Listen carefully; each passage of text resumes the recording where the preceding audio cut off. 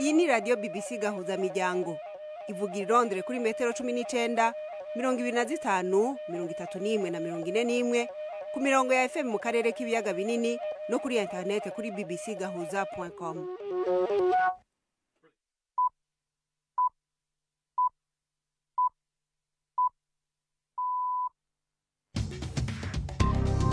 Ubu ni isaha 10 n'igice ku isaha mpuzamakungu ya GMT, isaha 12 n'igice mu Rwanda no mu Burundi, muri kumwe na Florentine Kwizera.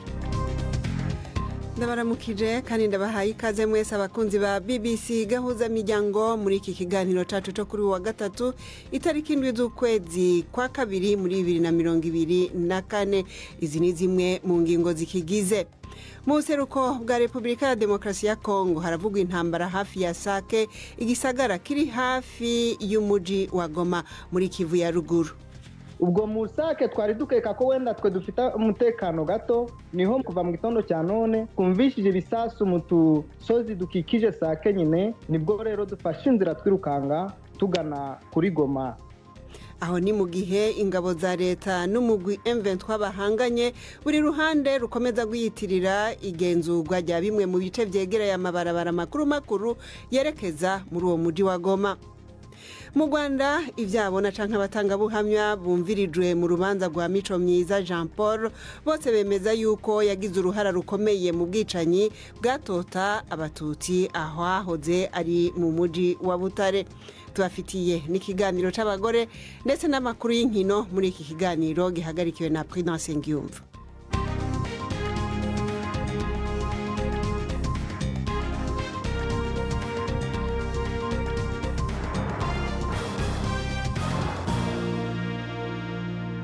Imbere yo kuja mu idonido mubanze mutega amatwi amakuru yo hirya no hino ku isi avugwa hano kuri BBC, mushikirizwa na Nina Iradukunda.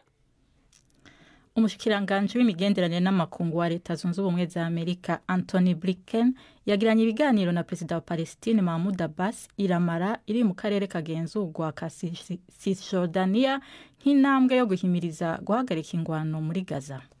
Bwana Blinken kare yavuze ko yizeye ko hazaba amasezerano yo kurekura abanyisirayeli batwawe bunyagano, ariko ko hariho vyinshi vyo gukorwa. Inyuma y'amanama yavuganye n'abategetsi ba Israel bariko barasuzuma icifuzo ca Hamas kubirabana n'umugambi w'amahoro. Bwana Blinken yasavye kandi ko hoshigwa ko ingamba zo gushikana imfashanyo yihuta i Gaza.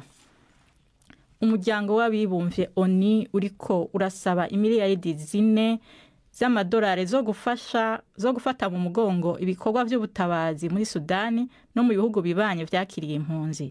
Abantu barenga miliyoni 9 bararekuwe bakuwe mu vyabo murantunga n'injyane ziri hagati y'indongozi za gisirikare zihanganye. Inkuru ya Imogen Fox mwumva mwijwi rya Fenenga Kwaya. Umuryango w'abibumbye urasobanura uburemere bw'ukuntu ikiremwa muntu kiri kurenganywa muri Sudani, byibuze miliyoni 9 z'abantu bakuwe mu byabo batakaza ingo zabo n'amatungo yabo. Benshi bagotewe mu duce tuberamo imirwano, nta byo kurya cyangwa se amazi meza bafite. Ibikorwa by'ubuvuzi n'uburezi byarasenywe. Ibihugu by'ibituranyi nka Ethiopia, Chad na Misiri biri kugerageza gufasha impunzi zigera mu bihumbi z'abanyasudani. Ariko umuryango w'abibumbye ushobora kutazabona aya madolari agera kuri miliyaridi 4 na miliyoni 100 akenewe kugira ngo ushobore gukora ibikorwa by'ubutabazi. Indongozi zijejwe umutekano muri Nigeria zasabwe kwitaba imbere y'inama nshingamateka mu mugwa mukuru ya Abuja kwishura ku bibazo bijanye n'ubwicanyi buguma buba bwinshi mu gihugu. Abakenguza amateka bavuga ko bakeneye insiguro ku bijanye n'umutekano muke. Amareta yo mu buraruko bushira uburengero no hagati muri Nigeria yamama ibibazo byo kunyuruzwa, kwicwa n'ubusuma. Abo mu miryango y'abantu barenga 50 banyurujwe mu ndwi heze muri leta ya Katsina bavuga ko bafise ubwoba bw'umutekano w'ababo. Iyi mwumva ni BBC gahuza miryango. Imyiteguro y'amatora rusangi muri Pakistan yibasiwe no guturika kw'ibibombe bibiri vyahitanye abantu baba 27 n'abandi barenga 40 bakomeretse. Ivyo bitero vyompi vyabereye mu ntara ya Baluchistan icya mbere cyatewe hanze y'ibiro by'umukandida yigenga mu karere ka Pichin, icya kabiri nacyo cyaturikiye hafi y'ingoro y'umugambwe nko ku birometero 150. Kuwa kane abanyapakistani bazoja mu matora rusangi, mu gihe umwe mu ndongozi zizwi zo hejuru wahoze ari umushikiranganje wa mbere Imran Khan afunzwe kandi ko yabujijwe kwitoza. Mohamed Wasim n'umuvugizi w'ibitaro vya leta Iketa yavuze ko batanguye kwakira abantu bamwe mu bakomeretse. Dufise amakuru y'uko abakomeretse bariko barashika ku bitaro vyacu. Turiko turavura abakomeretse bivuye ku kuntu bamerewe. Turiko tubavurira mu kigo c'abahamutse n'icumba cyo kubagiramwo. Turiteguye kubavura. Abashinjacaha mu Bubiligi bemeje ko umugabo yitwa Salah Abdeslam yagirijwe kugira uruhara mu bitero vyibasiye abanyagihugu i Buruseli ni Paris yasubijwe mu Bufaransa. Abdeslam asanzwe ari mu gihano cy'igifungo c'imyaka 20 mu Bubiligi ku caha c'ubwicanyi gifitanye isano n'iterabwoba, ategerezwa guhabwa igihano gisumba ico n'Ubufaransa cyo gufungwa ubuzima bwiwe bwose, nk'umwe rukumbi mu bicanyi bakoze igitero mu 2015 i Paris akiriho. Abategetsi bo mu Bubiligi bavuze ko bategerezwa kumurungika nk'uko bari babisezeranye n'Ubufaransa, naho umushikiriza amanza wiwe yari yavyanse. Umushikiranganje w'imigenderanire n'amakungu wa Ukraine Dmytro Kuleba yerekanye intambwe Kiev ishaka ko ubumwe bwa Buraya bukurikiza ku buryo bwihuse mu kongereza imfashanyo y'ibisasu vya muzinga. Ivyo yabivugiye mu kiganiro yahaye abamenyesha makuru i Kiev ari kumwe n'ujejwe politike y'imigenderanire n'ishirahamwe rya Buraya Josep Borrell. Bwana Borrell yasavye ibihugu bigize ubumwe bwa Buraya gusinya amasezerano y'igihe kirekire n'ibigo bikora ibigwanisho. Yavuze ashimitse kandi ko hakenewe gukurwaho amategeko abangamira gufashanya hagati y'ibihugu bigize ubumwe bwa Buraya n'amakompanyi ya Ukraine. Anavuga ko uyu muryango warukwiye kugura ibisasu vya muzinga no mu bindi bihugu. Ukraine imaze imisi ifise ubukene bw'ibigwanisho mu ntambara imwe n'Uburusiya n'injyane za politike ziri mu gihugu hagati, ivyatumye itakaza imfashanyo ya Washington. Florentine. Urakoze Nina Iradukunda kuri ayo makuru ya BBC.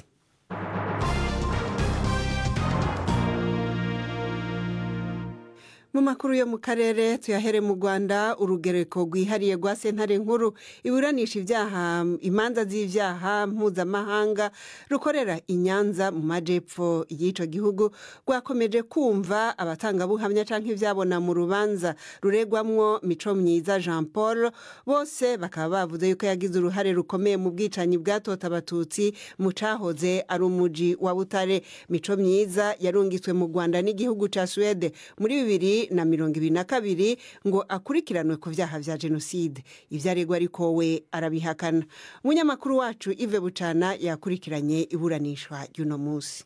Umutangabuhamya wa mbere yarategerejwe gutanga ubuhamya bwe imbona nkubone, gusa yasabye ko atatanga ubuhamya muri ubwo buryo ahubwo agashyirwa ahataboneka n'ijwi rye rigahindurwa ngo ku mpamvu z'umutekano we. Avuga ko abo mu muryango w'uregwa bashobora kumugira nabi ngo kuko babana mu buzima busanzwe. Uwo mutangabuhamya yavuze ko azi neza Micomyiza Jean Paul ngo kuko mama we yari umwarimu. Yavuze ko Micomyiza yambaye imyenda ya gisirikare yayoboye igitero cyagiye kwica aho umutangabuhamya yari yihishe. Undi mutangabuhamya wa kabiri nawe yavuze ko yaraturanye na Micomyiza. Avuga ko Micomyiza nk'umuntu wigaga muri kaminuza yagiye kwiga imbunda by'igihe gito, agaruka kuyobora udutsiko tw'insoresore ngo zagabaga ibitero mu mujyi wa Butare zihiga kandi zikica abatutsi. Abatangabuhamya bombi bahuriza ku kuba Micomyiza yarashinze kandi akayobora bariyeri yicirwagaho abatutsi imbere yo kwa se witwaga Ngoga. Micomyiza w'imyaka 52 y'amavuko yashinjwe ibyaha bya jenoside no gushishikariza kuyikora. Bumwe mu buhamya buvuga ko kuri bariyeri Micomyiza yari afite imbunda kandi ko ari we watangaga amabwiriza ku nterahamwe y'ikigomba gukorwa. Micomyiza woherejwe mu Rwanda n'igihugu cya Swede muri 2022. Mu rubanza rwe kandi havuzwe ko yigaga muri kaminuza y'u Rwanda i Butare kandi ko yari mu cyitwaga Comité de Crise yashyiraga ku rutonde bagombaga kwicwa. Ibyo byose ariko we arabihakana. mu gusoza ubuhamya bw'uyu munsi uregwa Bwana Mico Myiza yihanganishije umwe mu batangabuhamya ku bw'ibihe bibi yanyuzemo, yongeraho ko nubwo ibyo yavuze yamubeshyeye, iryo jambo ntiryaguye neza umucamanza wamubwiye ko amagambo nk'aya adakoreshwa mu rukiko. Ati niki kitubwira ko akubeshyera? Yongeraho ati uzagira umwanya wo gusobanura ibyawe. Umucamanza ategeka ko urubanza ruzakomeza tariki 12 z'ukwezi kwa gatatu. Yves Bucyana, BBC Gahuzamiryango, i Nyanza. twerekeze hakurya muri Repubulika ya Demokarasi ya Kongo, aho ingabo z'ico gihugu zivuga yuko zisubije ibice vya Kiroshe, agace kari kwibarabara rya Rivagoma rija Sake, Minova na Bukavu, ariko umugwi bahanganye M23 ukabihakana. Kiroshe ni gisagara gitoya kiri kwibarabara rikuru hagati ya Shasha na Sake, iruhande y'ikiyaga ca Kivu. Ayo mayira ni yacamwe ibidandazwa cane cane ivyimburwa n'ibikomoka ku bitungwa biva mu misozi ya Rucuru, Masisi na Warikare n'ahandi bija mu muji wa Goma. Umwe mu banyagihugu babasake yatwiganiye uko bazindutse bahunga berekeza Goma kubera ibisasu bituruka mu misozi yo hafi yaho bazindutse bumva. Leonard Nibiti. Bicyari kurira kuko nyine population buriya iri kuva muri Sake iri gukomeza iri kugenda, mbese batabataye ibyabo batazi iyo bari kugana, ariko bafasha direction ya Goma na za Mugunga. Ariko twumvise amakuru yuko inzira ija mu muji wa Goma yo bidahita, ubwo bariko babigenza gute? Muri minsi 3 ubona ko ibirwano yariri muri iyo nzira ya Minova mu birere bya Shasha. Ubwo rero urenze Sake, ubwo mu Sake twari dukeka ko wenda twe dufite umutekano gato, niho kuva mu gitondo cya none kumvishije ibisasu mu tusozi dukikije Sake nyine, nibwo rero dufashe inzira twirukanga tugana kuri Goma. Naho kuva ku Sake kugana kuri Goma inzira ndabwo yarifunguwe. Ibyo bisasu bituruka biva muri bande? Uko tubyumva biturika biva kuri M23. None ko twari twumvise yuko ziriya ngabo za karere ka Sadek zimaze gushika ngaho mu buseruko bwa Kongo, mwebwe nk'abanyagihugu hari abo muba mwarabonye bahita muri ayo mayira ariko aravugiramwe intambara? Sinzi ngo nabivuga hiki, gusa ko mu buryo twari twicaye twumvishije ibisasu nyine M23 bavuga ko M23 ari iza kurwanya ingabo za leta. Ubwo niho duhise dufata inzira zo kwirukanga. Ubwo niko kababaro dufite kubona mbese impunzi ari nyinshi. Kuri kuravuga yuko abahunze ari benshi, aho bari bamerewe gute? Barahungaho mbese babayeho nabi, rukumva bataye ibyabo baza kwicara muri za kambi. None ubwo n'abandi natwe babandi bariyongeye mu gitondo, mbese buriya bimeze nabi. Inkambi ziri muri za Mugunga, buriya hari n'izindi zari ziruhukiye Sake, nabo bose buriya nabo bari viduye tena kongera kwimuka basanga izindi ziri muri za Mugunga, mbese n'abandi bagana Goma batabara ngo burira bwakwira mbese buracya gute. Basi amasengesho mu masaha ya ngaya bameze nabi, mbese tukibaza none buriya abari bari mu ngambi bari bameze nabi, none n'abandi bariyongeye, ese barabaho gute? Hoba hariho kumbure nk'amashirahamwe y'abagira neza bamaze kuhashika kugira ngo arabe ko ashobora kubafasha? Yego nyine yagagerageza kugerageza bakazana dukeya, ariko nyine nditugere kuri bose. Mwa muzi uko bangana bari bahasanzwe uretse abo baje mu gitondo? Ubundi umubare ugenda wiyongera buri gihe. Ahantu utarukeka ngo habaye imirwano abantu bakirukanga, bava muri za Mweso, bumva ngo imirwano iri muri za Mweso mu turere twinshi, abandi bakaza muri za Kanyarucinya. Mbese inkambi ni nyinshi n'umubare ugenda wiyongera buri munsi. None Leonard, wewe utuvugana muri kano kanya uri he? Ubu nanjye kubw'amahirwe maze kugera kuri Goma. Waciye he? Mu muhanda tutuje, mbese turi kubisikana benshi mu muhanda. Wabonye abanyagihugu gusa canke hari abasirikare mwahura, ingabo za MONUSCO canke za SADC wigeze ubona, canke abasirikare b'igihugu? Ingabo zacu z'igihugu. Ahubwo ibiza kutubabaza cyane nuko tubona no kugera nyine muri za Mugunga, muri Goma, n'uburyo gutakika kumva ati nango hari ibibombe bari gutuma biviye kure bikaza kugwa nuza mu baturage muri za Mugunga.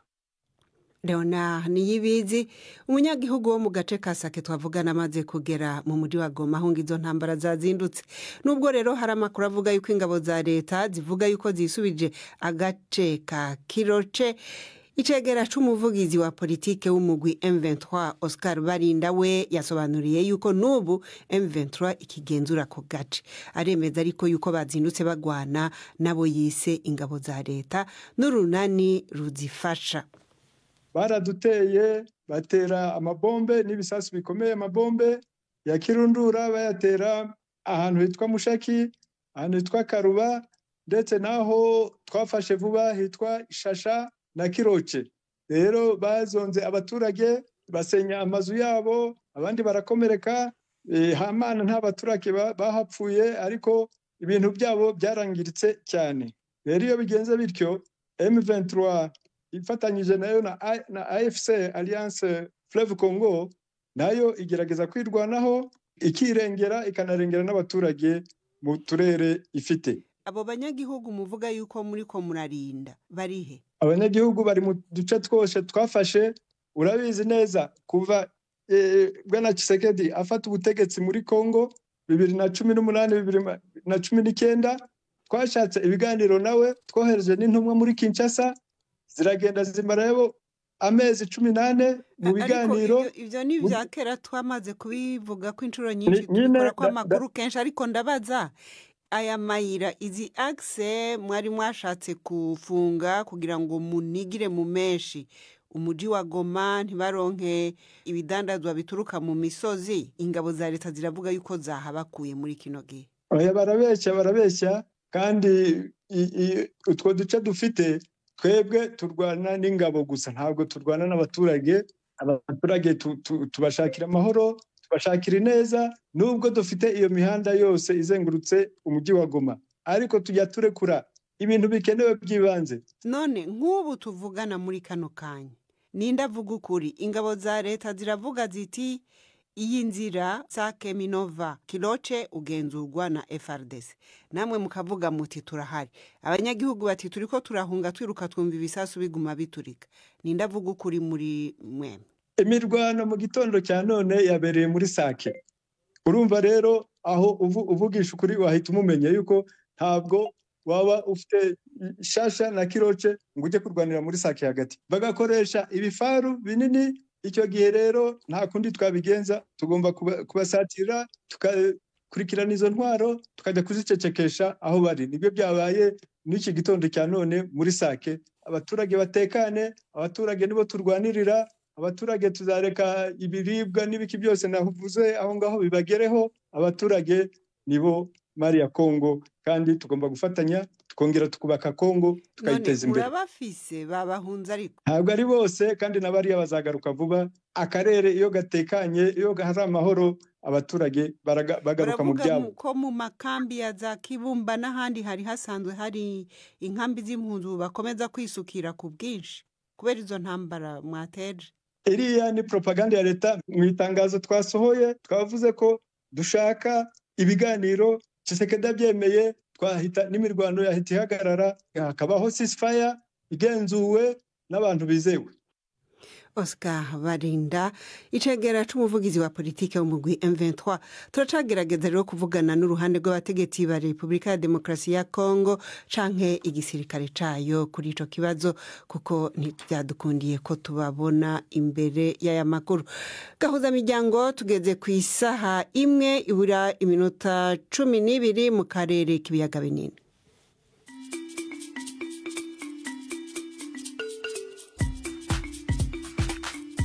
BBC Gahuza miryango yabateguriye uburyo bwo gupakurura ibiganiro vyayo mukabibika muri telefone ngendanwa zanyu canke computer mukaza kuvyumviriza igihe cyose mubishakiye. Ibiganiro bya BBC Gahuza miryango mukunda nk'amakuru, imvo n'imvano, urunana, ikiganiro cy'abagore cyangwa abaza muganga, ubu biraboneka kuri podcast. Ja ku rubuga rwa BBC Gahuza miryango ariko bbcgahuza.com urondore ahari podcast. Amakuru yose y'uburyo podcast ikora n'ukuntu wayishyira muri telefone yawe byose urabisangayo. Pakurura ikiganiro ukunda canke amakuru wumvirize uko ushaka aho uri hose, ntusubire gucikwa na kimwe. taramana ibiganiro bya BBC gahuzamiryango kuri podcast.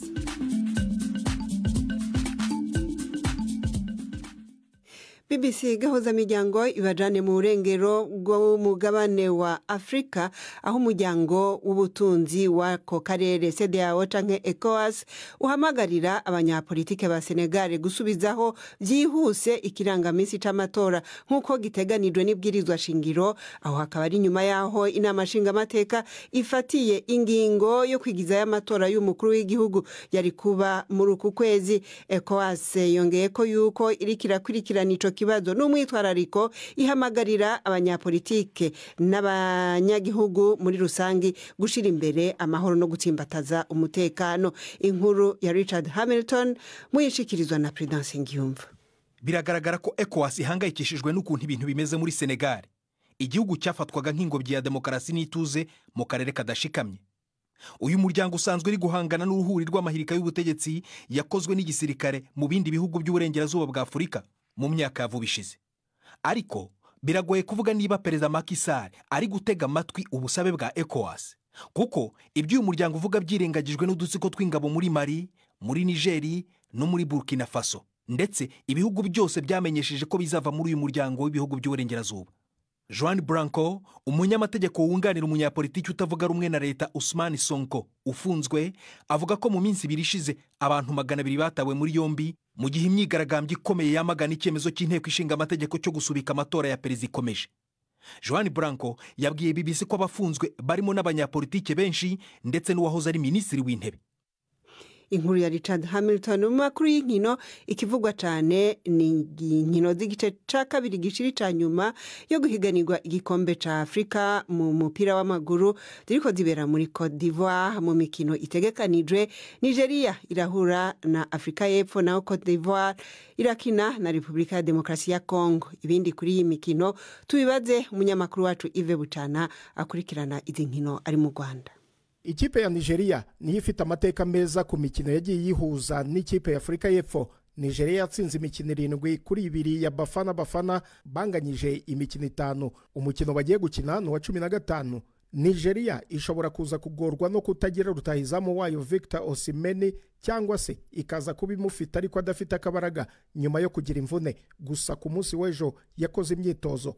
Ibyo bamwe mu bakinnye ruhago ku ruhande rwa Afrika y'Epfo batangaje kuri uyu mukino, Mark Fish wamamaye mu ikipe yatwaye igikombe cya 96 muri Afrika y'Epfo yatangarije BBC Sport Africa ati imikinire yabo bakina na Maroc yari imwe mu mikinire myiza nabonye ya Bafana hashize imyaka myinshi cyane. Naho ku mukino wa saa 4 hagati ya Cote d'Ivoire na Congo Kinshasa, amakipe yombi afite ibikombe 2 bya Afrika. Cote d'Ivoire ntiyigeze itwara igikombe ku butaka bwayo, bagitwariye muri Senegal muri 82 no muri Guinea Equatoriale muri 2015. Ni mu gihe Congo Kinshasa yagitwaye muri 68 no muri 74 ikitwa Zaire. Nahaye ijambo bamwe mu bakunzi ba ruhago mu Rwanda kuri iyi mikino, bagira icyo badutangariza. Ikipe ya South Africa ni ikipe ikina contre-attaque, ishobora kukureka ugakina, ariko bafite abakinnyi bakina ku ruhande bihuta barimo Makowena. Ire mu buryo bwinshi ariko gutsinda bikaba ikibazo, ari naho itandukaniye na Nigeria. Impungenge kuri Cote d'Ivoire ni ekipe ifite defense yinjizwa ibitego cyane. Ibi ubwabyo bishobora guha icyuho ikipe ya Congo. Nigeria ni imwe mu ekipe n'ubundi igeze ahangaha itarahabwaga amahirwe cyo kimwe n'ikipe ya Afrika y'Epfo bitewe n'uko batangiye. Mu minota 90 ubona ko Afrika y'Epfo ikina yirwana. Kuri Nigeria nayo ni ikipe yagiye kurira mu irushanwa bitewe n'uko yagiye izamuka mu itsinda ryayo. N'ama ekipe yombi asa nkajya kujya ku rwego rumwe, ariko uyu munsi Nigeria niyo mbona amahirwe, ariko no mukino utaribuze kuba woroshye. Ikindi wamenya nuko Nigeria na Congo Kinshasa ariyo makipe ataratsinzwe umukino n'umwe kuva irushanwa ryatangira. Nigeria yatsinze imikino 4 inganya 1, naho Congo Kinshasa itsinda umukino 1 inganya imikino 4.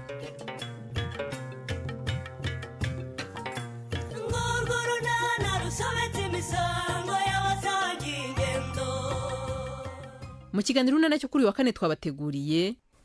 Ese kutajya kwiga ukaba uhagaze mu muryango nduti? Urahakora iki? Negereje papa. Wiki? Ese umutegereje ngo agufashe iki? Ngamo igisubizo nshyira mwarimu. hore niko Stefano ni iki nyiramari nduti ngo ko gutegereje mwavuganye iki ni 12:45 kuri BBC. Ikaze na Ivete Kabatesi muri kiganiro c'abagore.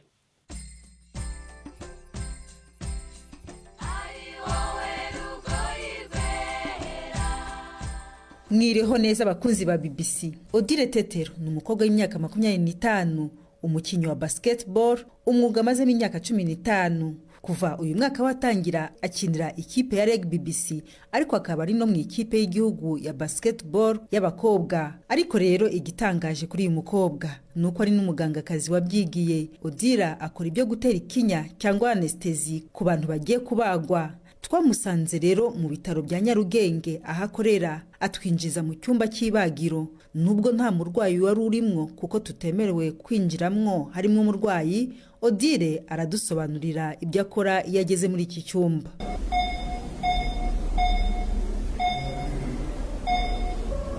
Iyo umurwayi yinjiye ukamushyiraho bene bino bipimo babyita sinye vito, ni ibipimo byangombwa by'ubuzima nyine byerekana uburyo cy'umuntu ameze. Ibyo bipimo rero harimo umuvuduko w'amaraso, hari ikibipima uko umutima utera ndetse n'uko umwuka uba uri distribuye nyine mu mubiri. Byose biranga nk'uko biba biri kuvuga nyine urabasha kubyumva. Ikinya gitera nyuma wamaze kureba ibyo bipimo byose. Hari n'igihe usanga bitameze neza ukaba wanavuga utaha kugira ngo tumutere ikinya cyo cyamugeraho ikibazo bitewe n'ibi bipimo, reka tumureke tuzamukorera ubutaha. Niki ibipimo bimaze nyine. Kera ababyeyi bacu bifuzaga yuko twiga ibintu bijyanye n'ubuganga, birangira nyine fashe kwiga anesthesi cyangwa se gutera ikinya. Nabyigiye muri kaminuza y'u Rwanda. Nkuko rero twabibabwiye, Odile ni n'umukinyi w'umwuga wa basketball, umukino amaze mu myaka 15. Nyuma rero yo kumusanga ku bitaro, byadutwaye icyumweru kugira ngo tumubone aho yitoreza. Aha ni Nyamirambo aho bita kuri Rafiki. Ko unamye ndimo ndaruhuka nyine. Nukunguka abakinnyi ba basket bananiwe akenshi bifata gutya. Iyo umaze gutya nibwo igihanye ne kijya muri position nziza yo gufata umwuka kurushwa waba uhagaze. Ndakoresha isahani igice. Tuvuge nk'iyo uzi ko ufite match ugomba no kujya mu kazi k'ubuganga, bigenda gute? Inubange iyo mvuye muri match nabuze umfasha bitanihuta nyine njya mu kazi. Mbese no kubifatanya yego, ariko bisaba no kwitanga. Ntugera ku kazi aho kugira ngo uvure umurwayi ukabutekereza ibenda nk'ibitego utinjije. Ntago bura nyine ako kantu ko kuvuga ngo hari ibyo nagomba gukora simbikore, bigatuma nyine mentally wumva utameze neza, ariko nyine ugomba no gukora akazi neza, ugomba kuba strong nyine. Hamase kubijyanye n'iyo myenda wambaye, ni imyenda ibiri itandukanye. Uvuye kwa muganga wambaye imyenda yo kwa muganga, waza hano ukambara imyenda ya siporo. Umuntu ashobora kukuyoberwa mu kanya gatoya ntakumenye burundu umaze guhindura imyenda y'akazi. N'ubundi abantu benshi ku kazi njya bavuga ngo ngira impanga, bamwe bakabyemera. Kuba umuganga no gukina basketball ni imyuga isa nihabanye cyane. Odile Tetero ufatanye imyuga yombi yabitekereje ate? Aha dusubiye muri cya cyumba akoreramo kwa muganga. Bisa nk'ibihabanyemo ariko birashoboka burya. Kuko byiyumva muvuga ngo nzaba doctor ntibituma impano waba ufite cyangwa se ikindi kintu ufite ureka kugikora. Ntabwo kwiga bituma impano ufite ipfukirana. Tubwira uko mufatanya siporo n'ubuganga. Ntabwo ari ibintu byoroshye, birabisaba nyine kwitanga cyane, nkirinda ubwo kujya mu bindi bintu bitari kuri gahunda nyine yanjye y'umunsi. Ariko se mu by'ukuri ubona akanya ko kwiyitaho nk'umukobwa, kujya mu bindi nk'iby'abana b'abakobwa, kuruhuka n'ibindi? Akanya ko ntabwo kabura, ariko ntabwo kaba ari kanini cyane. Ibintu by'ibirori sinanabikunda mu buzima bwanjye busanzwe, gusa ntibivuze ko hari nk'ibyo abantu memo nyine bibonekamo, ariko zitari bumbuze nyine kuza gukora imyitozo yanjye, zitari butume nanirwa cyane. Ibintu byo kubyina n'iki wapi, ibyo ngibyo nyine mbikora gakeya pe. Iyo nk'abagenzi bawe bakubonye, ababyeyi si umuryango, bakuvugaho iki Odi? Abantu benshi bakunda gutungurwa n'ubuzima bayeho, kuko benshi ntibumva nyine uburyo ki nkuri ibi bintu. Nkaba ndi umuganga, akenshi usanga bamfitiye impungenge, ese urabishobora ibyo bintu? Ubuganga n'ubukinnyi ni ibintu yibonamo no mu myaka izaza? Yego, kubera ko ubukinnyi urumva igihe kiragera umubiri ukananirwa. arakoze Odile Tetero na Ivete baganira nibo basoje ikiganiro cacu cuno munsi cari gihagarikiwe na Prudence Ngiyumva nanje nakibacikirije nari Florentine Kwizera mu buhinga bw'ivyuma tukaba twafashijwe na Derek. Mwakoze mwese abahisemo BBC gahuza miryango, mukomeze kugira ibihe vyiza.